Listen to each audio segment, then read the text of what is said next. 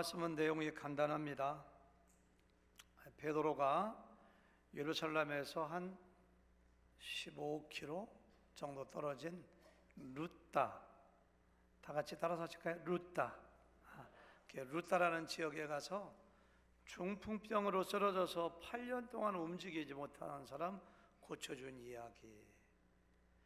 또 루따에서 서북쪽으로 바닷가 쪽으로 한 17km 떨어진 사진에 나오는데요, 욥바라는 데 있죠. 욥바라는 지역에 가서 죽었던 사람 이름이 뭐죠? 다비다. 다 같이 다비다가 아람어인데요, 헬라어로 번역하면 도르가, 이름이 두 개입니다. 그래서 다비다라는 사람이 죽었는데 그 사람을 살려주었다는 이야기를 오늘 말씀에 이렇게 기록하고 있는 거 볼 수가 있습니다. 예루살렘에서 굉장히 가까운 지역인데 베드로가 예루살렘에만 머물러 있지 않고 여러 지역을 다니면서 복음을 증거하는데 특별히 질병을 고쳐주고 죽은 사람을 살린 이야기를 기록하고 있어요. 제가 오늘 말씀을 묵상하면서 던진 질문은 그겁니다. So what? 그래서 어떻게 하라는 얘기인가? 병원에서도 고치지 못하는 난치병 환자를 우리가 고치라고 시도하라는 이야기인가? 어떤 사람이 죽어 쓰러져 있으면은 장례 지낼 생각하지 말고 안수하고 기도해서 그 사람 살리라는 이야기인가? 약간 좀 어려운 본문입니다. 물론 베드로가 고친 것이 아닙니다. 하나님의 능력이, 성령의 능력이 베드로에게 임해서 베드로가 기도할 때 죽은 사람이 살아나고 중풍병으로 8년 동안 누워있던 사람이 살아났지만, 이 말씀을 21세기에 살아가는 오늘날 저와 여러분들에게 어떠한 적용점을, 어떠한 교훈을 주고 있는가, 이것은 굉장히 어려운 문제라고 생각이 돼요. 그런데 놀랍게도 35절과 42절에 그 해답을 얻을 수 있는 힌트가 있어요.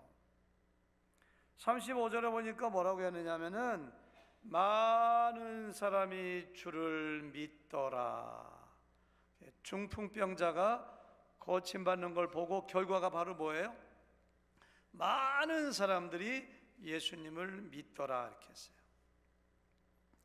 42절에도 보니까요, 많은 사람이 주께 돌아오더라, 주를 믿더라 이렇게 했어요. 죽은 사람을 살리고 난치병 환자가 일어나고 그 결론이 무엇이냐? 결론은 똑같아요. 많은 사람들이 예수님 믿고 많은 사람들이 주께 돌아왔다는 이야기입니다.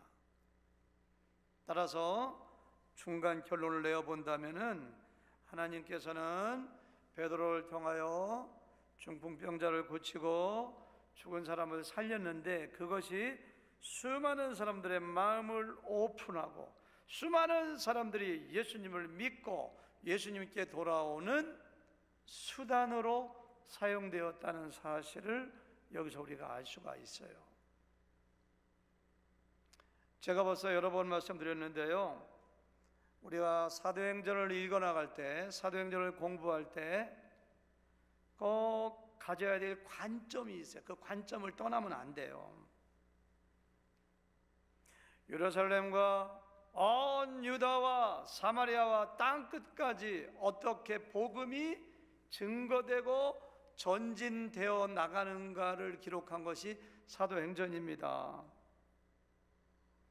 온갖 종교적인 박해와 언어와 문화적인 장애와 인간의 죄성, 시기와 질투, 온갖 장애와 방해를 뛰어넘어 어떻게 복음이 땅끝까지 증거되어 나가는가를 기록한 것이 사도행전입니다. 그 관점을 잃어버리면, 제가 오늘 설교할 때 어떻게 설교하느냐 하면은, 하나님은 지금도 기적을 행하십니다. 병고침으로써 우리가 뭐 하면서 이렇게 나가야 돼요. 죽은 자도 살릴 수가 있습니다. 이렇게 돼.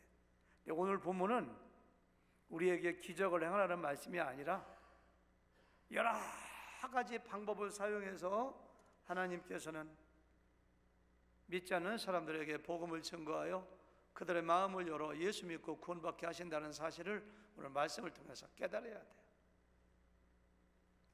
우리가 지금 사도행전 9장을 보고 있습니다마는 사도행전 2장부터 시작해서 9장까지 7번에 걸쳐서 계속해서 어떤 사건이 있을 때마다 많은 사람들이 예수님을 믿었더라. 계속 반복해서 2장 41절 보니까 베드로가 성령 충만하여 복음을 증거하니까 뭐라고 했어요?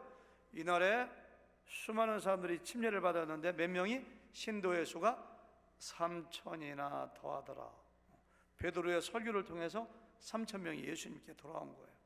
4장 4절에 보니까 미문에 앉은 안전뱅이를 베드로가 요한과 함께 고쳐주니까 수많은 사람들이 솔로몬 행각에 모여 있는데 베드로가 다시 설교합니다. 뭐라고 했어요?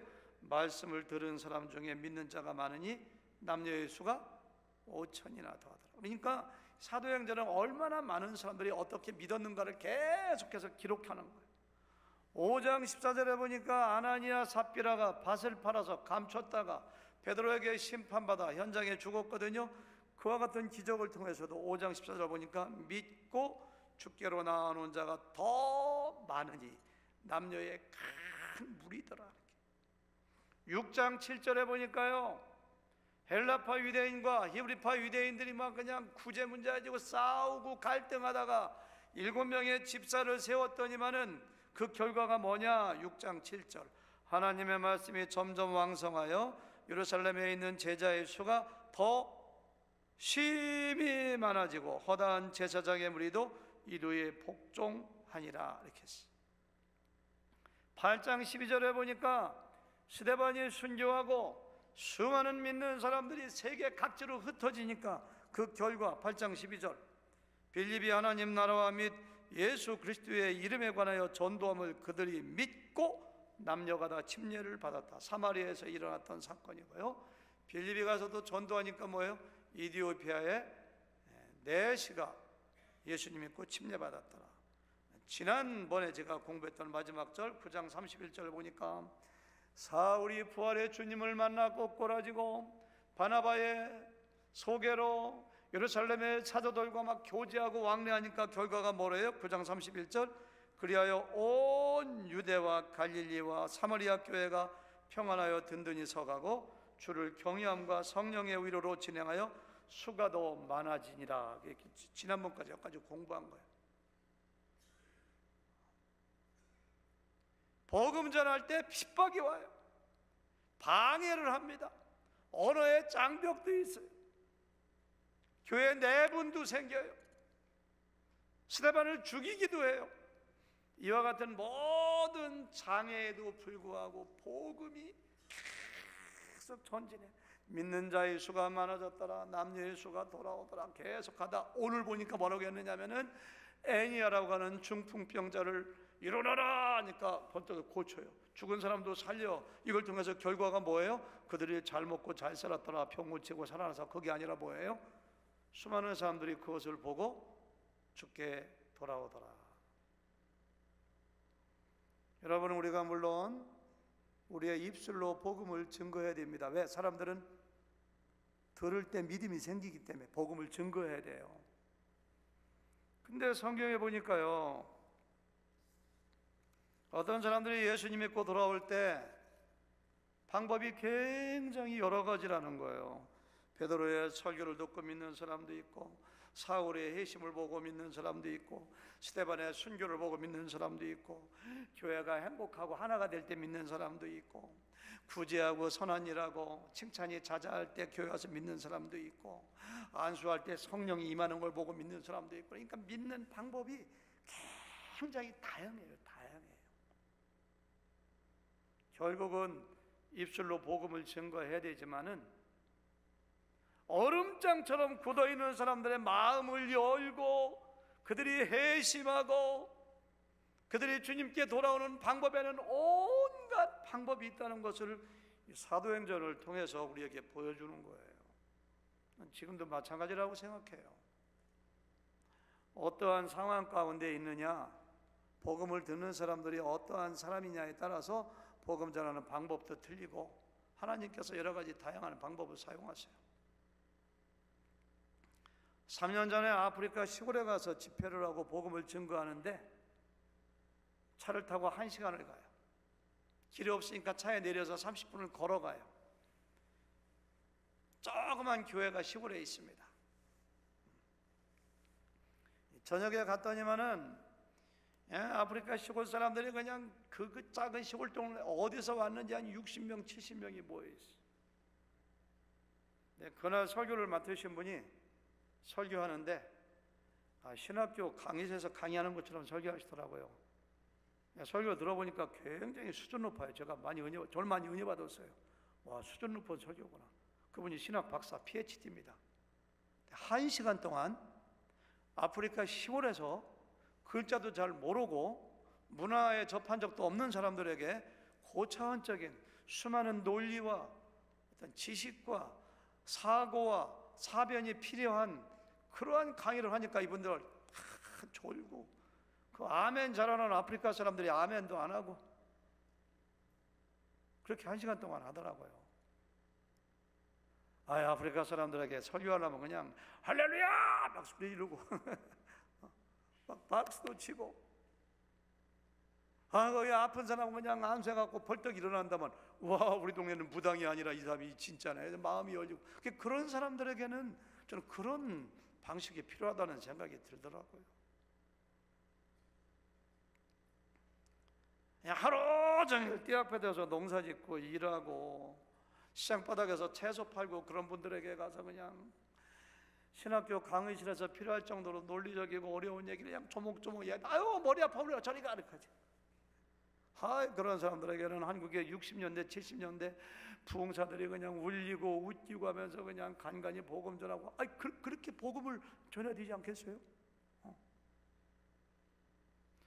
또 지성인들에게 공부를 많이 하는 사람들에게 예수 천당 그러면 뭐하는 사람이 이걸 가을까지.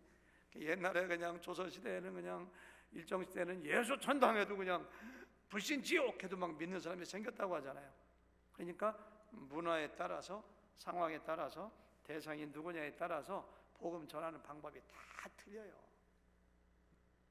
오늘은 그런 의미에서 루다에 있는 사람들, 요빠에 있는 사람들에게 하나님께서 베드로에게 능력 줘서 죽은 사람을 살리고 중풍병자를 고치심으로써 그들의 마음을 열고 결국은 예수님의 복음을 전했겠죠. 그래서 수많은 사람들이 주께 돌아와서 믿었더라. 복음이 증거되는 거기에 초점을 우리가 맞춰야 돼요. 오늘 말씀 좀 이해가 되시죠? 감사합니다.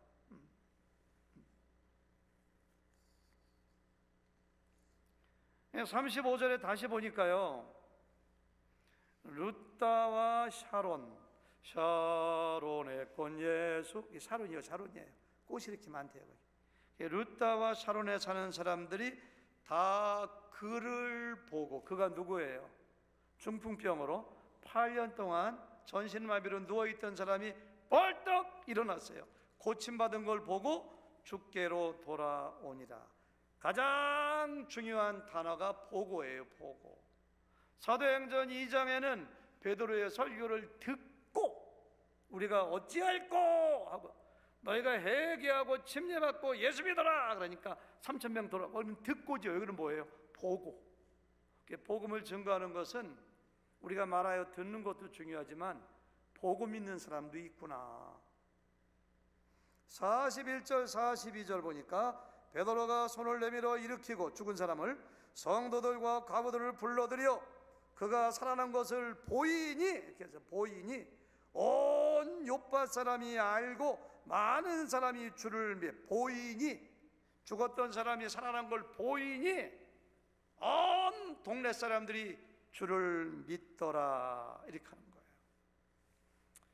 여러분 기억하세요. 말만 유창하게 잘한다고 해서 예수님 믿는 것이 아닙니다. 여러분들 누군가 말을 장사꾼처럼 기가 막히게 잘해서 예수 믿은 사람이 있는가요? 성령의 역사로 믿었지만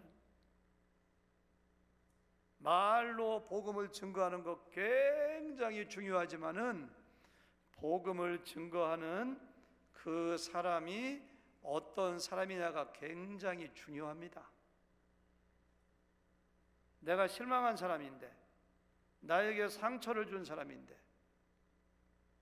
저 사람은 도덕적으로 윤리적으로 바른 사람이 아니라고 생각하는데 나에게 와서 예수 믿으라고 아무리 얘기해봤자 귀가 열리겠어요?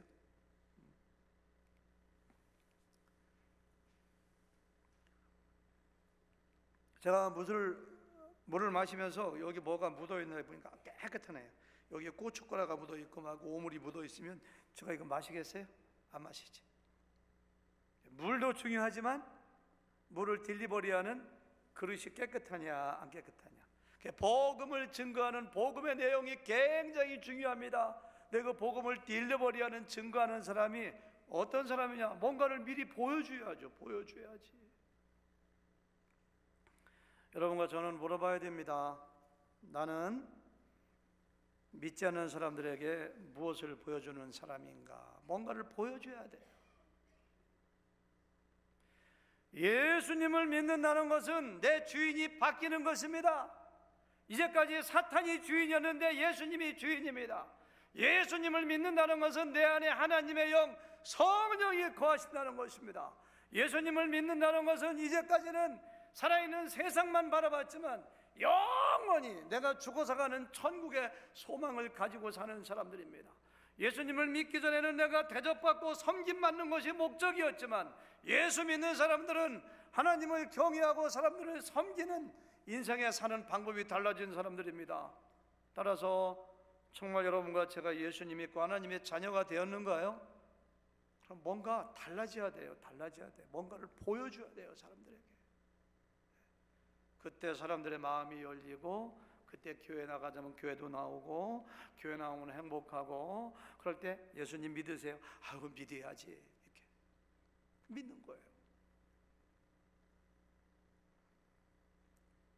예수님 믿고 구원받아 예배하는 교회 성도들 가운데 세 가지 부류가 있는데요, 한 사람은 보여주기는 보여주는데 안 좋은 걸 보여줘요. 안 좋은 걸. 밖에 나가서 전다 보면 나 교회 안 갑니다. 왜요? 집사라는 사람이, 장로라는 사람이, 누가 내 돈 떼먹고요, 나에게는 상처 줬어요. 안 좋은 걸 보여서 복음을 막는 사람이 있어요. 또 한 가지 부류는 좋은 것도 안 보여주고 나쁜 것도 안 보여주고 물에 물 탄 듯 술에 술 탄 듯 그냥 그런 사람이 있어요. 오늘 말씀이 우리에게 도전합니다. 너는 무엇을 보여주느냐? 다비다가 죽었다가 살아났는데요, 다비다도 뭔가를 보여주는 사람이었습니다. 36절을 보니까 욥바에 다비다라 하는 여제자가 있으니, 다비다 뜻이 양이라는 뜻이거든요. 사슴, 사랑받는 사람 할 때 그런 뜻이겠어요. 그 이름을 번역하면, 헬라어로 번역하면 도로가라. 선행과 구제하는 일이 쉼이 많더니, 얼마나 구제를 많이 했는지, 얼마나 선행을 많이 했는지. 아이 다비다가 갑자기 죽었어요. 그러면 장례하면 끝나지. 근데 욥바에 있는 사람들이 베드로 사도가 저기 루다에 와 있대, 빨리 가서 불러와. 이렇게 두 사람을 보내가지고, 옛날에 무슨 자동차가 있습니까? 카톡이 있습니까? 자전거가 그냥 떼어가지고 46km를 떼어가지고 베드로를 불러오잖아요. 장례를 치러달라고 불러오라고 했는지 불러왔는지 살려달라고 불러왔는지는 몰라요. 하여튼간 불러오라고 했어요. 왜? 다비다의 사랑과 구제와 은혜를 입은 사람들이 너무 많아요. 베드로가 딱 오니까 거기 있는 사람들이, 여자들이 이 옷 좀 보세요, 이 옷 좀 보세요. 속옷까지 보여주니까 치마를 올리면서 이 옷 좀 보세요. 이거 이 다비다가 살아있을 때, 옛날에 옷이 굉장히 비싸거든요. 돈을 못 받으면 옷을 전당 잡힐 정도로 귀한 거예요. 다비다가 옷을 이거 다 만들어준 건데 죽었어요. 가잖아요. 선한 일을 했기 때문에 사람들에게 많은 인심을 얻었고 사람들의 사랑을 입었기 때문에 죽었을 때 베드로를 불러로 보냈고, 베드로가 와서 기적을 보여주고 두 가지를 보여준 거예요. 선행과 구제와 거기까지 달려가는 사람들의 헌신과 또 베드로의 성령 충만한 하나님께서 역사하시는 능력이 합해져 가지고 다비다가 살아났고 수많은 사람들이 죽게 돌아온 거예요.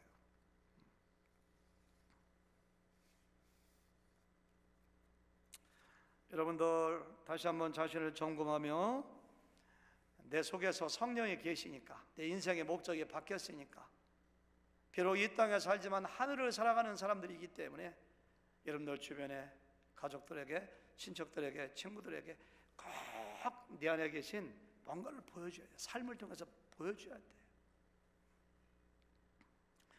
오늘 또 한 가지, 베드로가 다비다를 살릴 때 굉장히 특이한 점이 있습니다.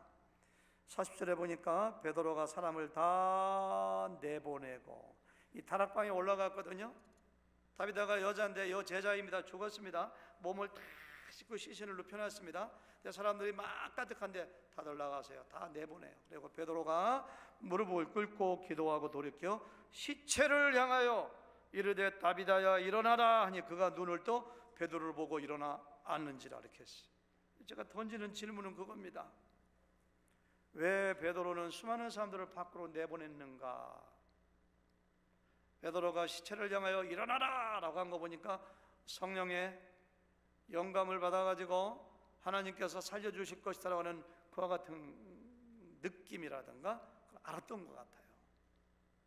제가 베드로라면은 죽은 사람을 확 살리는 모습을 사람들에게 보여주면은 내가 얼마나 유명해지고 얼마나 사람들이 나에게 그냥 환호성을 지르고, 그래서는 다들 계세요? 내가 거기서 그냥 살렸을 것 같은데 베드로는 다 나가라고 했어요. 사람들은요, 기적을 보면은 기적만 생각해요. 기적을 일으키는 베드로만 크게 봐요. 그래서 저는 베드로가 그 사람들을 내보낸 것은 나를 주목하면 안 됩니다. 기적이 중요한 게 아닙니다. 이 기적을 역사하시고 죽은 자를 살리시는 예수님을 봐야 됩니다. 그래서 사람들을 저는 다 내보냈다고 생각해요. 기적이나 표적이 중요한 것이 아닙니다. 기적을 일으키는 사람이 중요한 것이 아닙니다. 그 사람을 통하여 기적을 일으키시는 하나님의 영광, 예수 그리스도의 복음이 중요하기 때문에, 베드로가 그렇게 했기 때문에 나중에 보니까 뭐예요? 온 요파 사람이, 42절, 온 요파 사람이 알고, 뭘 아는 거예요? 뭘? 다비다가 살아난 걸 아는 것이 아니라 다비다를 살리신 분이 베드로가 아니라 예수님이라고, 하나님이라고, 예수님의 복음이 무엇인가를 알고 많은 사람이 주를 믿더라. 막 사람들이 막 죽었던 다비다가 성큼성큼 걸어내려오니까 어떻게 된 거냐고, 저는 그때 베드로가 설교했다고 생각해요. 내가 살린 것이 아닙니다. 여러분들 예수님 아시죠? 예수님은 십자가에 죽으셨지만 사흘 만에 부활하셨습니다. 부활하신 예수님이 이 여인을 살렸습니다. 예수님 믿으면 부활합니다. 그게 복음을 전하니까 알고, 사람들이 알고 주를 믿더라 이렇게 했어요.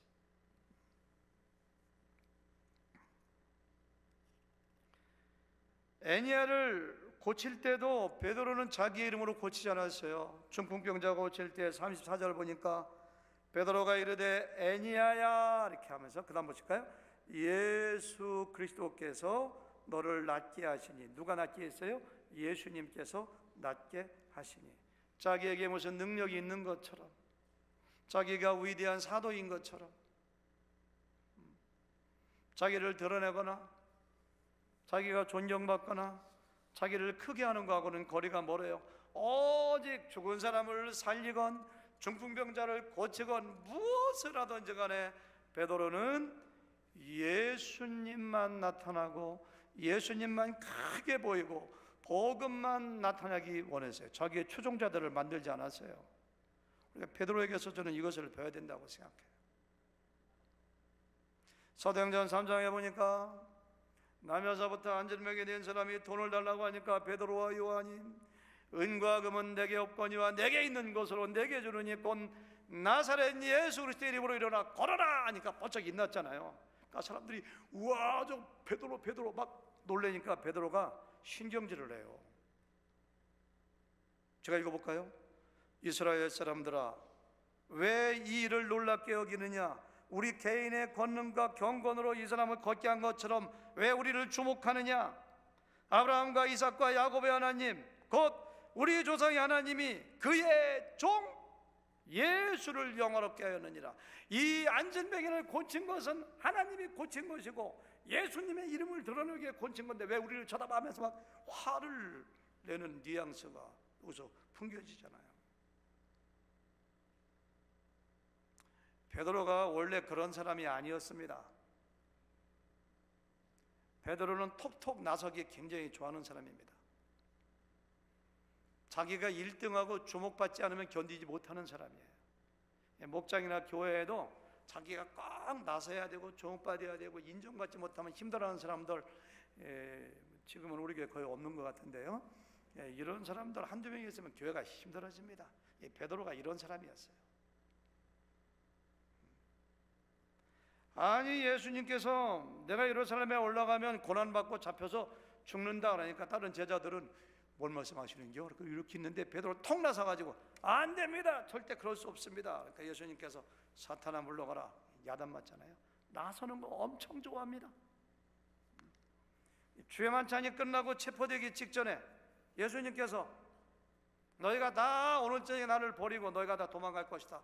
베드로가 아닙니다, 여기는 모든 사람 다 버리고 도망가도 저는 안 도망갑니다. 주목받기 엄청 좋아합니다. 나서는 거 좋아해요. 예수님하고 그냥 선교 여행할 때 그냥 누가 큰 자냐, 내가 크다, 내가 크다. 베드로가 제일 큰 소리, 내가 최고지. 변화산 올라갈 때 예수님이 나 데리고 올라갔잖아, 나의 최고지. 이런 사람이었어요. 이상합니다.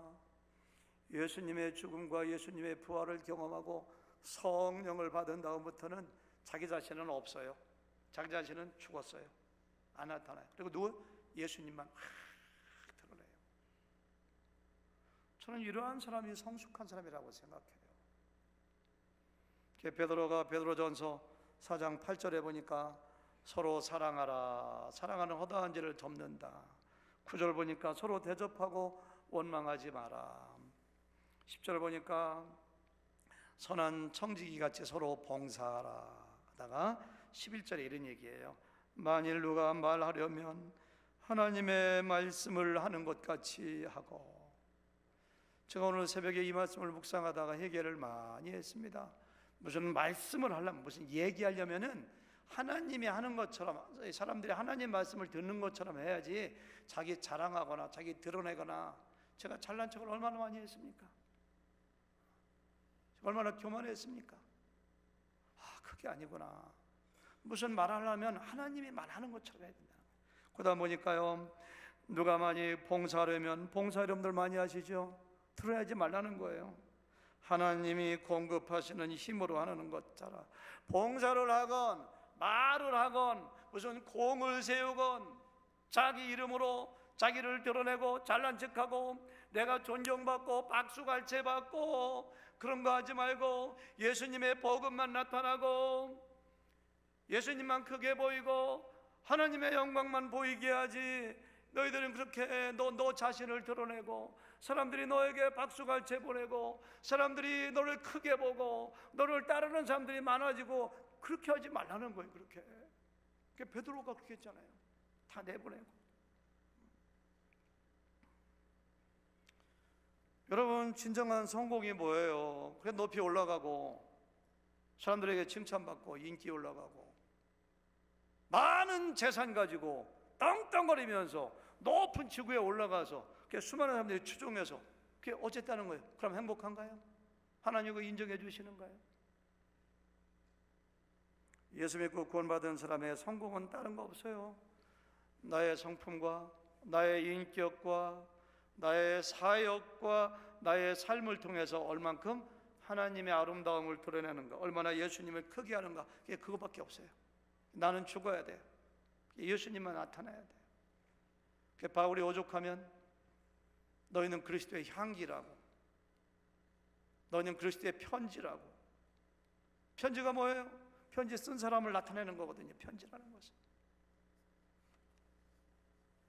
바울은 그런 얘기했어요. 나는 나에게서 예수님만 크게 나타나기 원한다.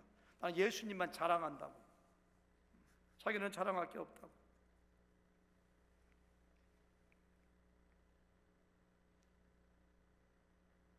저는 침례 요한의 간증, 신앙 고백이 우리의 신앙 고백이 됐으면 좋겠어. 침례 요한이 요단강에 가가지고 회개하라 천국이 가까웠다 막 설교하니까요, 갈릴리에서 유대에서 사마리아에서 구름대처럼 그냥 사람들이 막 모여들어요. 요단강에서 막 침례를 줘요. 침례를 줘요. 요즘 말하면은 어디 허벌판에 교회 개척했더니만 사람들이 그냥 교회가 부흥돼가지고 수천 수만 명이 몰려와요. 예수님까지 와서 침례 달라고 하잖아요. 얼마 있다가 예수님이 사역을 시작하니까 구름대같이 몰려오던 사람들이 전부 다 예수님께 다 가네. 예수님께 다 가요. 그러니까 침례위원회 제자가 와가지고 선생님 큰일 났습니다. 뭐가 큰일 났냐? 우리에게 사람들이 안 오고 선생님이 침례 준 예수라고 하는 사람에게 사람들이 다 몰려갑니다. 우리 어떻게 하죠? 교회 문 닫아야 되나요? 그런 식으로 얘기하니까 그때 한 말이 이거예요. 그가 흥하여야 하겠고 나는 쇠하여야 하리라. 예수님은 커져야 되고 나는 작아져야 돼. 영어로 보니까 NIV He must become greater. 예수님은 must 반드시 더 커지고 I must become less. 나는 작아져야 돼. 이렇게. 나는 떨어지는 애야. 나는 작아진 사람이야. 나는 보이면 안 돼. 나는 예수님의 길을 준비하는 사람이니까 내 사명은 끝났어. 예수님은 크게, 저기 하나님의 뜻이야. 예수님 크게 보여야 돼. 킹 제임스 버전 영어로 보니까 더 분명해져요. He must increase. 예수님은 막 커져야 돼. But I must decrease. 나는 작아져야 돼. 근데 현대 교회 모습을 보면은 참 이상해요. 반대요, 반대. 목사님들도 그런 분이 굉장히 많습니다. 왜 교회가 커지면 목사님이 커져야 되는가? 더 작아져야지. 교회가 커지면 목사님도 안 보여야지. 왜 교회가 커졌는데 목사님이 위대해져요? 주님만 더 크게 보여야지. 그렇게 자기 사람들을 만들려고 해요? 예수님의 제자를 만들어야지. 그렇게 조금 유명해지면 돈을 벌려고 해요? 목회하면서? 마치 반대로 얘기해요. He must become greater인데 I must become great. 내가 위대해져야 돼. He must become less. 예수님은 작아져야 돼. 거꾸로 꼭 되는 것 같아요. 좋은 교회가 어떤 교회인지 아세요? 각자의 특징이라든가 사람이 크게 보면 안 돼요. 담임 목사도 크게 보이면 안 됩니다. 어느 누구도 여기서는 위대한 사람이 없어요. 다 작은 자예요. 우리는 전부 다 주님만, 하나님만 크게 보여야 돼요. 교회만 들어오면은 예수님의 향기가 그냥 모든 사람에게서 작은 예수여다. 전부 다 그냥 겸손하고 예수님만 드러내는 인품들이 막 생기면 그 교회가 좋은 교회고, 그런 사람들이 정말로 성공한 인생을 사는 거죠. 침례 요한이 I must become less, I must decrease. 나는 작아져야 되고 없어져야 돼 했는데 예수님은 거꾸로 말씀하세요. 여자가 낳은 자 중에 요한보다 더 큰 자가 없느니라. 그렇죠? 내가 작아지면, 내가 없어지고 작아지면 예수님이 드러나고, 그럼 하나님은 그 사람을 크다고 얘기해 주세요. 너희가 으뜸이 되고자 하느냐? 너희가 섬겨야 되고, 낮은 사람 되면 너희가 으뜸되고 하나님 나라에서 최고야. 우리 교회에서는 영웅이 있으면 안 돼요. 어느 누구도 주님만이 드러내야 돼. 마지막 43절 읽어보고 마치겠습니다.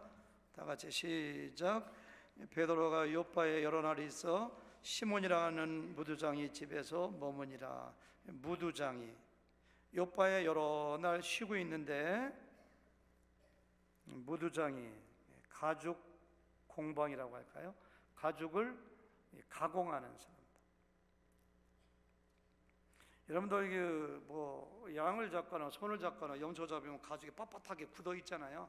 거기 막 살점도 붙어 있고 피도 붙어 있고 하면 살점 쫙 띄고, 그 가죽을 사용할 수 있도록 부드럽게 하기 위해서는 삶아야 되고, 뭐 거기다가 어떤 약품도 처리해야 되고, 뭐 염료도 해야 되고, 굉장히 냄새나고 아주 천한 직업이고, 그런 사람의 집에 가서 머무르는 거예요.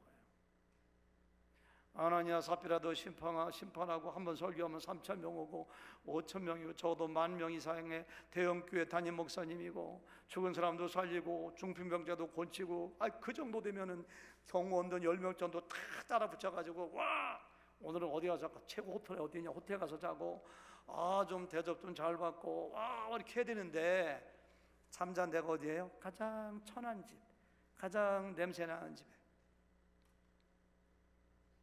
베드로는 주님의 종으로서 복음을 위하여 불평을 감수하는 사람이었어요. 베드로는 주님의 복음을 위하여 희생할 줄 아는 사람이었어요. 베드로는 예수님이 그렇게 했던 것처럼 낮은 곳으로 임했어요. 아주 낮은 곳으로 섬기는 곳. 예수님 그러셨잖아요. 그저 여러분들은 높아지려고 하지 말고 대접받으려고 하지 말고